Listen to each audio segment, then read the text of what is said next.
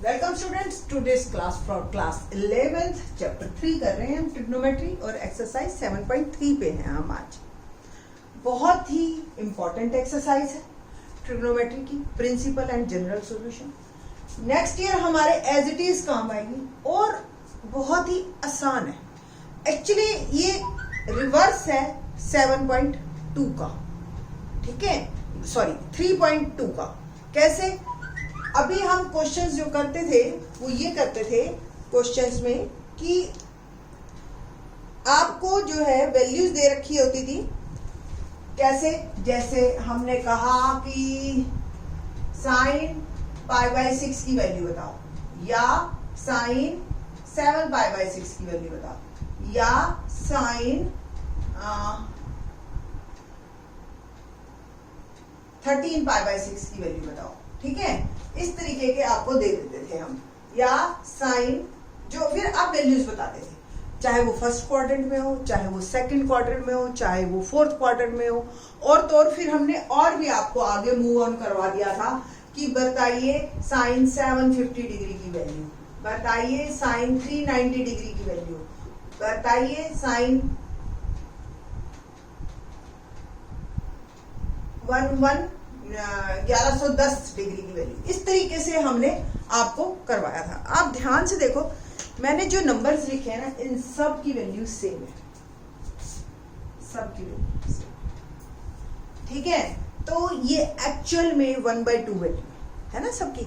Sign 30 degree की आप लगा लो, और ये पाई प्लस π/6 हो गया, ये भी साइन 30 बनेगा। 2π प्लस π/6, 2π पता है ना आपको, 0 होता है। सेम ये भी 2π 360 प्लस, ये 4π प्लस, ये 6π प्लस। तो अल्टीमेटली ये सारी वैल्यूज एक है ना। अब जो हमने क्वेश्चन करना है वो क्या करना है, हमें क्वेश्चन है principal and general solution of this. Principal मतलब आपको आंसर निकालना है 0 से 360 के बीच में, यानी कि पहले 4 क्वाड्रेंट्स में बस। ठीक है, तो आपको प्रिंसिपल सॉल्यूशन पहले बताएंगे, फिर उसके बाद जनरल सॉल्यूशन बताएंगे। बड़ा ही इंटरेस्टिंग टॉपिक है, एक बार को आप समझेंगे तो अच्छा लगेगा आपको, और क्योंकि काम बहुत आता है ये हमारा।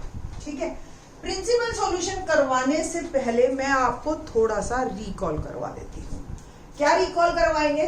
पहली बार फर्स्ट क्वाड्रेंट आपका जो चलता है उसमें एक तो ऐड शुगर टू कॉफी, ये कि फर्स्ट क्वाड्रेंट में आपके ऑल पॉजिटिव, सेकंड क्वाड्रेंट में साइन और साइन का रेसिप्रोकल वो पॉजिटिव है ना। थर्ड क्वाड्रेंट में हमारे पास टैन और टैन का reciprocal cot theta positive.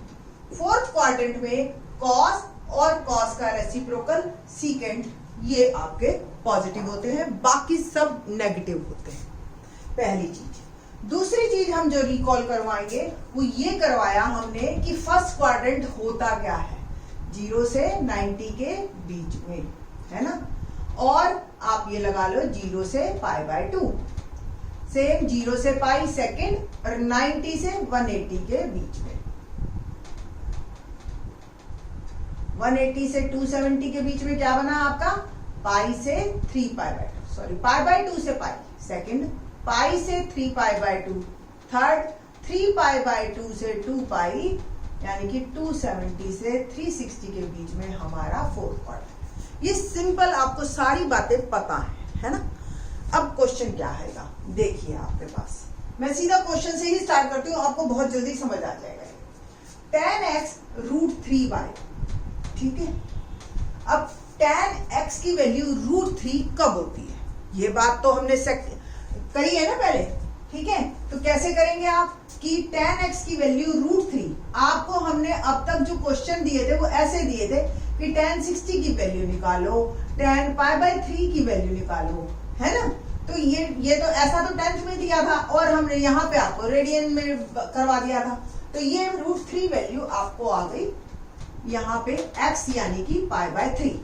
But ये एक आंसर आया, आपको 2 निकालने हैं। हमेशा प्रिंसिपल सॉल्यूशन 2 बनते हैं, क्योंकि आपको पता है tan जो है first quadrant as well as third quadrant में पॉजिटिव है ना, पॉजिटिव है ना। तो अब जो है ना बहुत इंपॉर्टेंट फॉर्मूला बता रही हूं मैं। अगर आपको फर्स्ट क्वाड्रेंट में एंगल पता है, लेट इट बी अल्फा, तो सेकंड में जाने के लिए आपको क्या करना है, पाई माइनस अल्फा। बिकॉज हमें पता है साइन पाई से जब भी कोई चीज चेंज होती है वो हमेशा उसी में ही रहती है, यानी कि साइन साइन में रहता है, कॉस कॉस में रहता है, टेन टेन में रहता है और कॉट कॉट में रहता है। ठीक है जी।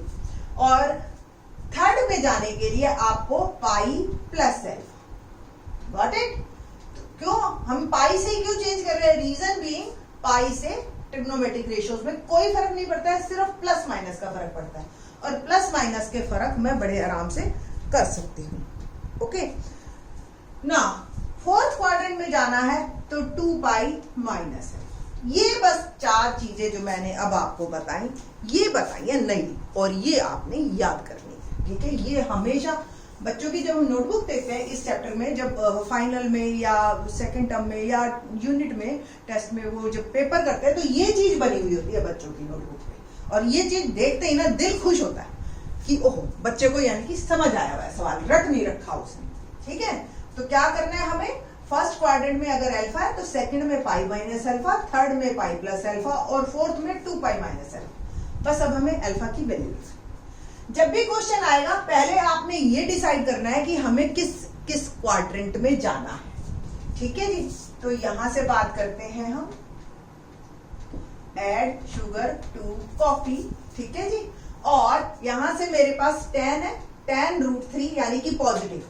ठीक है, और पॉजिटिव है तो मेरे क्वाड्रेंट बने, कौन कौन से क्वाड्रेंट बने, फर्स्ट और थर्ड, है ना, 10 का पॉजिटिव। क्लियर? अगर यही नेगेटिव होता ये तो आपके क्वाड्रेंट बनते सेकंड और फोर्थ। समझ आ रही है बेटा बात? तो फर्स्ट और थर्ड क्वाड्रेंट बन गए। फर्स्ट क्वाड्रेंट की वैल्यू हमेशा मैं उसी तरह से निकालूंगी जैसे हम 10th में निकालते थे। ठीक है, और अब बस फर्स्ट क्वाड्रेंट में तो अल्फा ही है, सीधा आंसर। थर्ड में जाने के लिए मेरे को ये फार्मूला लगाना है, पाई plus alpha. Alpha pi by 3 है आपका इस केस में। ठीक है, तो पाई बाय 3 और आप एलसीएम लो इसका, तो ये बन गया 4। तो ये आपका आंसर है ना, इजी है ना, इजी। तो ये जो है आपके प्रिंसिपल सॉल्यूशन है। जनरल सॉल्यूशन हम बाद में करेंगे, एक बार को पहले प्रिंसिपल सॉल्यूशन अच्छी तरह से समझ लेते हैं हम, है ना।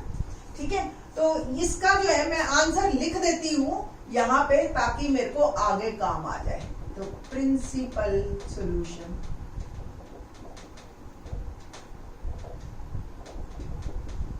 ये है इसका पाई बाय 3 और 4 पाई बाय 3, और पहला जो है ना हमेशा वो ही अल्फा बनता है आपका। ठीक है, ये ध्यान रहेगा ना आपको।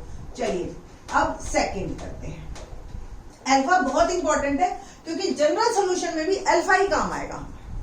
चलो एक और क्वेश्चन देखते हैं, उससे आपको और ज्यादा समझ आएगा। Second part, second x is equal to 2, ये आया मेरे पास।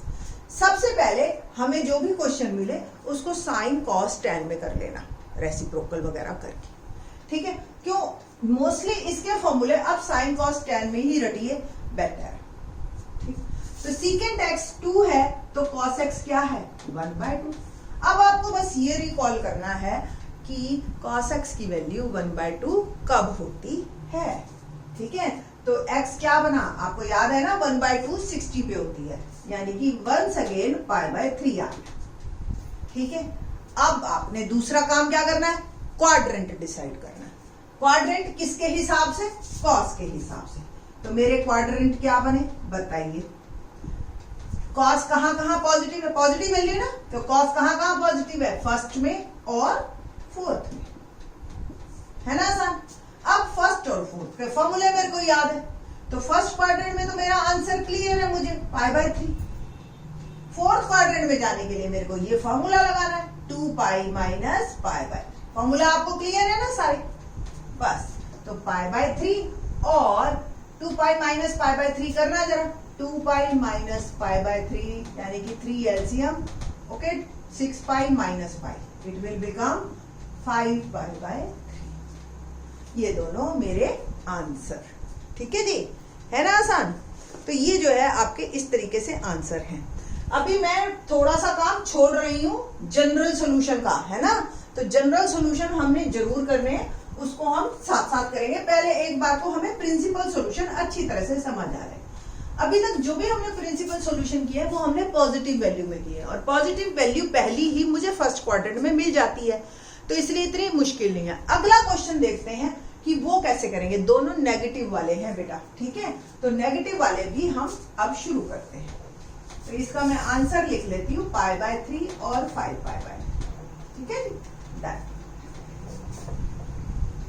ओके, नेक्स्ट जो है हमारा पार्ट वो है,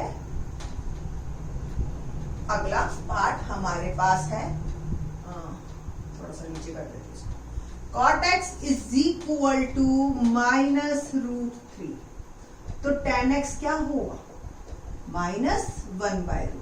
मैंने आप बताया ना आपको सेकेंड माइनस आ गया। अभी हमने माइनस नहीं देखना, अभी हमने 1/√3 देखना है और x निकालना है पहले, ठीक है। या आप पहले आप ये अभी आपका अल्फा नहीं आएगा, क्यों, रीजन, अब आपके नेगेटिव के कारण क्वाड्रेंट कौन से बने, पहले आप क्वाड्रेंट ही देखिए। चलिए, नेगेटिव है tan नेगेटिव कब कब होता है, ठीक है जी, तो वो कब हुआ, सेकंड में और फोर्थ में, ठीक है।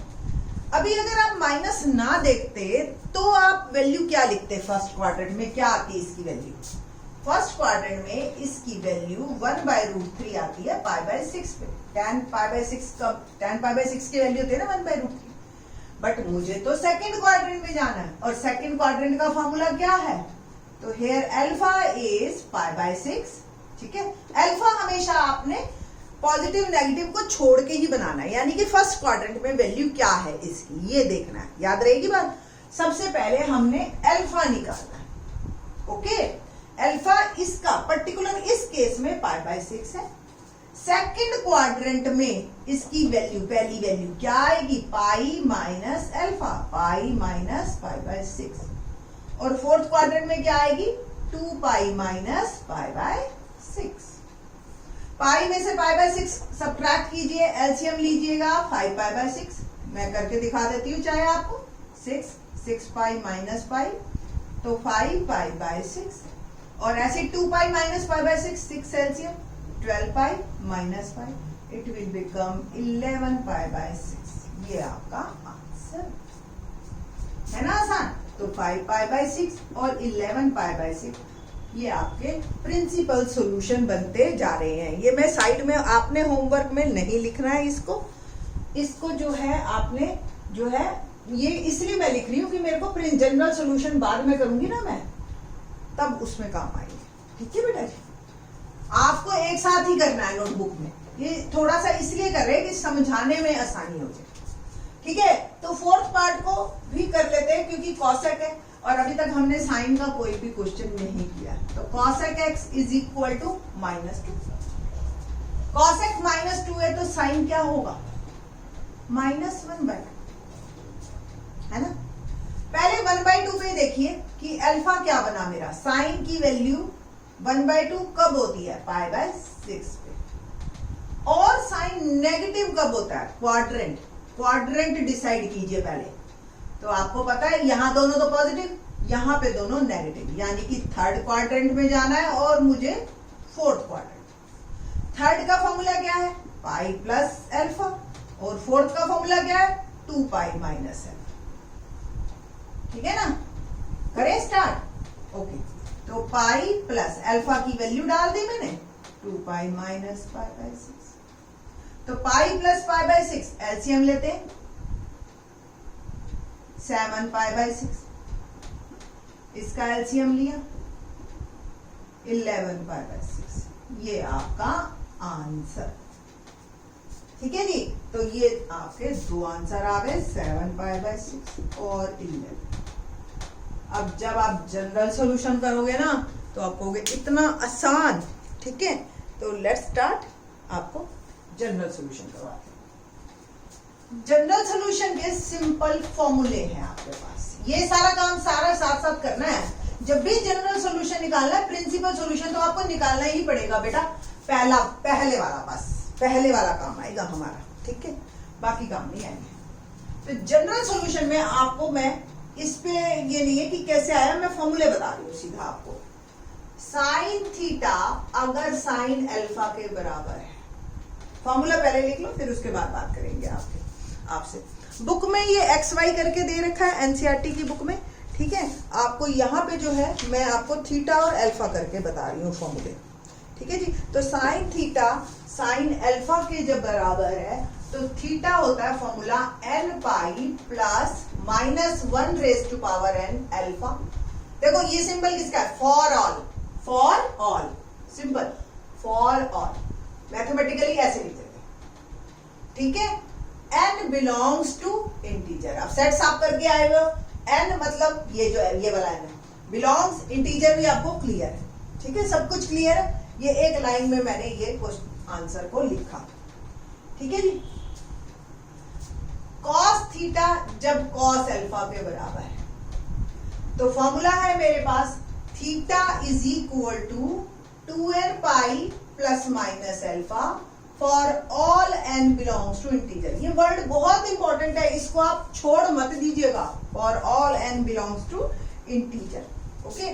तो 2n pi plus minus alpha, जब tan थीटा tan अल्फा के बराबर है तो थीटा सिंपल फॉर्मूला है theta is equal to n pi plus alpha for all n belongs to integer. अभी सिर्फ बस हमने यही 3 फार्मूले अच्छी तरह से याद कर लेने हैं, ठीक है जी। इनको मैं हाईलाइट कर देती हूँ, ये साइन का फॉर्मूला है, बस यही 3 फार्मूले ही तो याद करने हैं, बाकी तो वो तो सिंपल आप प्रैक्टिस करोगे ना बेटा। अब आप कहोगे कि जी ये भी एक फॉर्मूला अभी करवाया था मैम ने, ठीक है, तो ये तो बेटा प्रैक्टिस करोगे तो आपको अपने आप रट जाएगा, इसको कोई ऐसा बहुत ज्यादा याद करने की बात नहीं है, ठीक है, ये तो समझ आने की बात है, ये आपको थोड़ा रटने पड़ेगा। अगर आप डिमांड करोगे तो ये तो कैसे फॉर्मूले बने ये भी मैं बता दूंगी आपको, बट इस पे बेस्ड क्वेश्चन आता नहीं है, मैं सीधा फॉर्मूला ही पूछ के सीधा फॉर्मूला पुट करना है, ठीक है। अब देखते हैं पहला फॉर्मूला tan x, ये था, ये जो अल्फा है ना, ये अल्फा ये क्या है, ये पहला प्रिंसिपल सॉल्यूशन, चाहे वो किसी भी क्वाड्रेंट में हो, फर्स्ट में हो, सेकंड में हो, थर्ड में हो या फोर्थ में तो नहीं आएगा, पहले या तो बनता है फर्स्ट में, अगर सारे पॉजिटिव है तो उनका फर्स्ट में मिल जाता है, अगर नेगेटिव है तो कॉस का जो है आपको कॉस और tan का तो सेकंड क्वाड्रेंट में मिल गया, साइन का थर्ड क्वाड्रेंट में मिलता है, बस यही फर्क है, ठीक है। तो आपको क्या करना है, अब मेरे को ये पहली वैल्यूज ये आपकी अल्फा है, ओके। अब बात करते हैं हम tan x is equal to √3 इसकी जनरल सॉल्यूशन की, तो आपने tan x is equal to √3 को क्या लिखा, π/3, ओके, ऐसे लिख लिया। इसके बाद आपने लिखना है फॉर्मूला सीधा, tan theta is equal to tan alpha and we know that theta is equal to n pi plus alpha for all n belongs to integer, ठीक है बेटा जी। ये आपने फार्मूला लिख देना, बस। अब थीटा की जगह क्या लिखोगे आप, x, अल्फा की जगह π/3। देखो मेहनत कितनी है, कुछ भी नहीं, बस ये आपका आंसर फर्स्ट का, ठीक है। तो जब आपने जनरल सॉल्यूशन निकाला था उसी के नीचे ये एक लाइन, ये 3 लाइनें और लिख देना, बस। जब मैंने फर्स्ट क्वेश्चन किया था, फर्स्ट का फर्स्ट पार्ट, ठीक है, बट मेरे को ये था पहले प्रिंसिपल सॉल्यूशन स्टूडेंट्स अच्छी तरह से समझे फिर जनरल सॉल्यूशन की बात करें तो बेटर है, ठीक है। तो ये आपका फर्स्ट का आंसर हो गया हमारे पास। क्या आंसर आया हमारे पास, n पाई प्लस π/3। तो अब तो जल्दी जल्दी होएगा काम, तो लेट्स स्टार्ट। अब हम कॉस सेकंड पार्ट करते हैं। आपको याद हो हमने क्यों, देखो फॉर्मूले सिर्फ 3 है, इसलिए हमने सीकेंड से हम कॉस की तरफ चले गए थे, याद है ना। तो जब सीकेंड x हमने किया था 2 तो cos x लिख दिया था 1/2 और यहां से cos x क्या हो गया, cos π/3।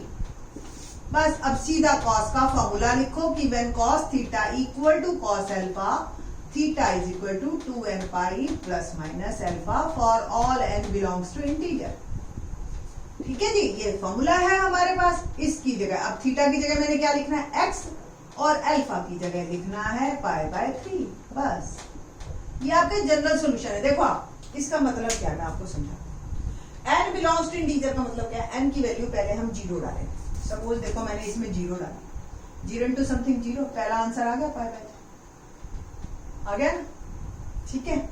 तो इसमें तो दो आंसर इकट्ठे आते हैं माइनस पाई बाय 3, तो माइनस पाई बाय 3 या 5 पाई बाय 3 एक ही बात है। इसको आप 2 पाई माइनस पाई बाय 3 भी तो लिख सकते हो ना बेटा, यहाँ से 5 पाई बाय 3 आ गया। तो कॉस के तो एक वैल्यू डालते ही दूसरा आंसर आ जाता है। 1 डालो अलग दो आंसर आएंगे, 3 डालो अलग आएंगे। तो ऐसे जैसे होता है ना, जैसे आपका cos x 1/2 ये ग्राफ में ये लाइन है, तो एक चक्कर पे आंसर, ये लाइन देखो दोनों तरफ जाती है ना, इसलिए दो आंसर आते हैं हमेशा। फिर दूसरे चक्कर पे, फिर तीसरे चक्कर पे, फिर चौथे चक्कर पे, फिर पांचवे पे, तो आप n चक्कर जितने मर्जी डालते जाओ भाई, n की वैल्यू आंसर यही बनेगा हमेशा। ठीक है, तो इस तरीके से ये तो मैंने आपको लाइन पे सिखाया।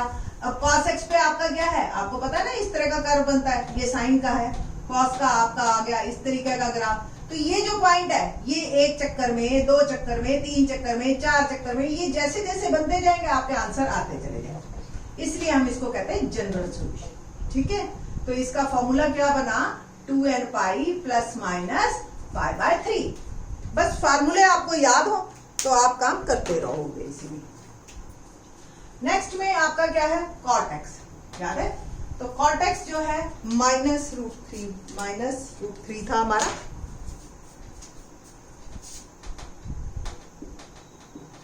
-√3, तो tan x क्या हो गया, -√3, और -√3 को आप लिख सकते हो tan, सेकेंड क्वाड्रेंट में बात करें आप, 5 पाई बाय 6। ठीक है, अब बस सिंपल फॉर्मूला लिखना है आपने, tan theta is equal to tan alpha, theta is equal to n pi plus alpha for all n belongs to integer.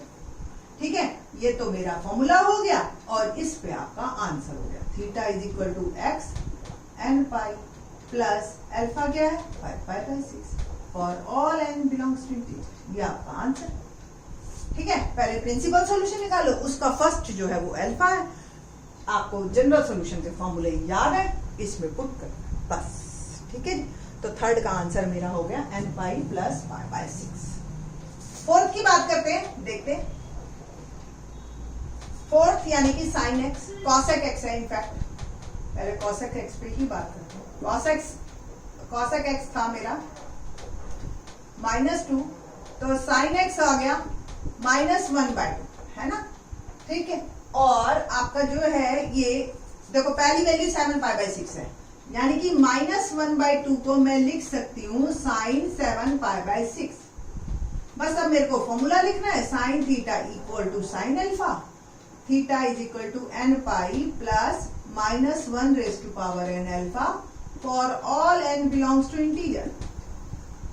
बस थीटा की जगह क्या लिख दे, x, और अल्फा की जगह 7 पाई बाय 6। ये आपका answer for all n belongs. इसको मत छोड़ देना फॉर ऑल n, क्योंकि इसका यही मतलब है। देखो आप चेक करके, आप n की वैल्यू पहले 0 डालो, इंटीजर शुरू है 0, देखो ना इंटीजर क्या होते हैं, 0 1 -1 2 -2 ऐसे ही चलते हैं ना। ठीक है, तो पहले 0 डालो, तो पहला आंसर देखो, किसी की पावर 0 वो 1 ही होता है, ये भी 0 हो गया, तो 7 पाई बाय 6 पहला आंसर आ गया। फिर मैंने n की वैल्यू देखो 1 डाली, तो क्या आया, 1 यानी कि पाई। अब -1 की पावर 1 यानी कि माइनस हो गया, 7 पाई बाय 6। जरा एलसीएम लेना 6।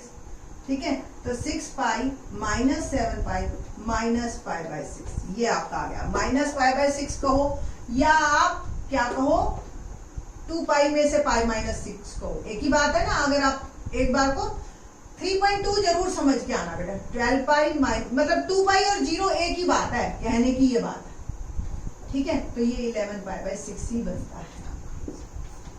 ठीक है, तो इस तरीके से आपके जनरल सॉल्यूशन बनते हैं।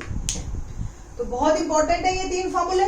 बाकी के क्वेश्चंस जो थोड़ा सा लेवल और हाई करके आएंगे, वो जो है बस आपको एक बार देखने पे शायद टफ लगे कि ये रटने पड़ेंगे 3, बट ये रटने बहुत आसान है। आप 2-3 बार सम्स करोगे तो अपने आप आपका पेन ही लिखता चला जाएगा। ठीक है बेटा जी, बाकी के question in the next lecture. Thanks.